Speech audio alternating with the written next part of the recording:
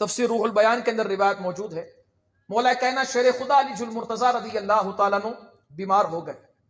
آپ کی بیماری کا جب پتہ حضرت ابو بکر صدیق رضی اللہ تعالیٰ عنہ کو چلا تو آپ حضرت فاروق اعظم کو بلاتے ہیں، حضرت عثمان غنی کو بلاتے ہیں اور بتاتے ہیں کہ یار ہمارے یار علی کی طبیعت خراب ہو گئی ہے، بیمار ہو گئے ہیں، کیوں نہ آج سارے ہم ان کی تیمارداری کے لیے چلیں.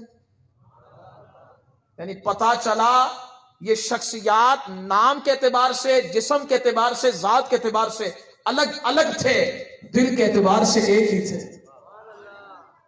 سن حضرت ابو بکر صدیق رضی اللہ تعالیٰ جو فرمایا نا، تو حضرت عمر حضرت عثمان رضی اللہ تعالیٰ عنہ فرماتے ہیں چلو پھر انتظار کس بات کا ہے، چلتے ہیں. اب حضرت ابو بکر صدیق رضی اللہ تعالیٰ عنہ، حضرت عمر فاروق اعظم رضی اللہ تعالیٰ عنہ، حضرت عثمان غنی رضی اللہ تعالیٰ عنہ، آپ تینوں مولا کائنات شیر خدا رضی اللہ تعالیٰ عنہ کے گھر جاتے ہیں. دروازہ کھٹکھٹاتے ہیں، مولا کائنات شیر خدا رضی اللہ تعالیٰ عنہ دروازہ کھولتے ہیں. جب دیکھتے ہیں 3 یار آئے ہوئے ہیں، آپ خوش ہوتے ہیں، بڑے خوشی کے ساتھ انہیں اندر بٹھاتے ہیں. آپ کی طبیعت میں کچھ بہتری تھی، بیماری میں کچھ بہتری تھی، آپ انہیں اپنے ساتھ بٹھاتے ہیں. جب تیمارداری ہو گئی، دعائیں ہو گئیں، اس کے بعد مولا کائنات شیر خدا رضی اللہ تعالیٰ عنہ آپ اپنے دوسرے کمرے میں جاتے ہیں یا جہاں پر کھانا ہوتا ہے وہاں جاتے ہیں اور کچھ تلاش کرتے ہیں کہ یار میرے دوست آئے ہیں تو کیوں نہ انہیں کھانے کے لیے کچھ پیش کیا جائے. اب مولا کائنات شیر خدا رضی اللہ تعالیٰ جب جاتے ہیں نا تو ایک برتن ہوتا ہے جو سفید، اتنا شفاف اور چمکیلا کہ اس میں شہد بھی بڑا اعلیٰ نظر آ رہا تھا. اب وہ چمکیلا صاف ستھرا سفید برتن، اس میں شہد، اور اس شہد میں ایک بال تھا سیاہ رنگ کا. اب اسی حالت میں مولا کائنات شیر خدا رضی اللہ تعالیٰ عنہ وہ برتن رکھتے ہیں اپنے 3 یاروں کے پاس. حضرت ابو بکر صدیق رضی اللہ تعالیٰ کا انداز دیکھیں، آپ فرماتے ہیں یہ شہد ہم کھائیں گے، اسے استعمال کریں گے، لیکن میری یہ خواہش ہے کہ اسے کھانے سے پہلے اس پر ہم سارے تبصرہ کرتے ہیں. جیسے ہمارے یہاں ہوتا ہے نا کہ کوئی چیز ہوتی ہے تو یار چلو اس پر آج تبصرہ کرتے ہیں، 3-4 دوست مل کر تبصرہ کرتے ہیں، اپنی ذہن کے مطابق، اپنی سوچ کے مطابق تبصرہ ہوتا ہے. اب دیکھیں سامنے ہے ایک برتن جو صاف ستھرا چمکیلا ہے، اس میں ہے شہد، میٹھا ہے، اس میں ہے بال، وہ باریک ہوتا ہے. اب ان 3 چیزوں کے بارے میں تبصرہ کر رہے ہیں 4 یار.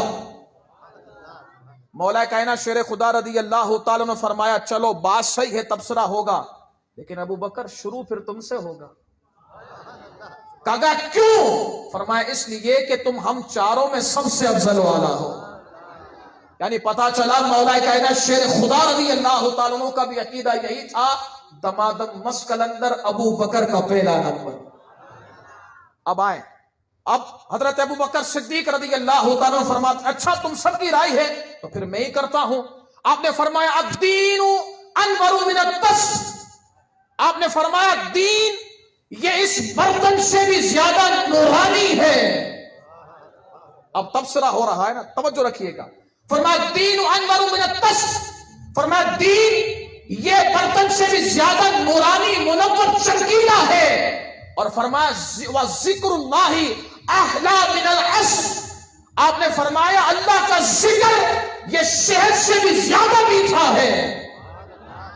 اور فرمایا شریعت ادق من الشعر، اور آپ نے فرمایا یہ شریعت بال سے بھی زیادہ باریک ہے.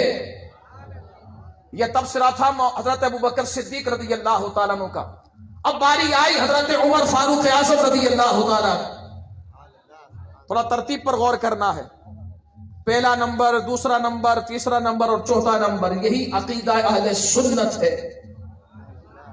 سنیں حضرت عمر فاروق اعظم رضی اللہ تعالیٰ نے اپنا تبصرہ شروع کیا.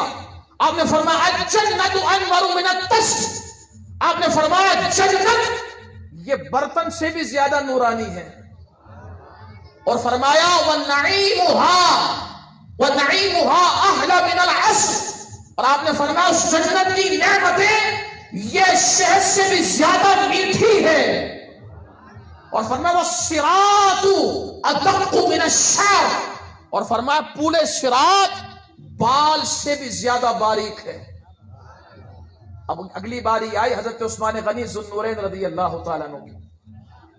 آپ وہ شخصیت ہیں جنہوں نے قرآن کو جمع کیا ہے، جامع القرآن آپ کا لقب بھی ہے۔ اب آپ کا انداز دیکھیں، آپ فرماتے ہیں القرآن انور من الطست، آپ نے فرمایا قرآن یہ برتن سے بھی زیادہ نورانی سفید چمکیلا ہے، اور آگے فرمایا وَتِلَاوَتُهُ أَحْلَى مِنَ الْعَسْلِ، اور فرمایا اس قرآن کی تلاوت یہ شہد سے بھی زیادہ میٹھی ہے۔ وہ کرنے والے تھے، اللہ کرے وہ لذت ہمیں بھی ملے۔ فرمایا وَتَفْسِيرُهُ أَدَقُّ مِنَ الشَّعْرِ، اور فرمایا اس قرآن کی تفسیر بال سے زیادہ باریک ہے۔ ہر کسی کا کام نہیں ڈپٹی انجینئر بن کے بندے فوراً قرآن کی تفسیر کرنا شروع کرتے ہیں۔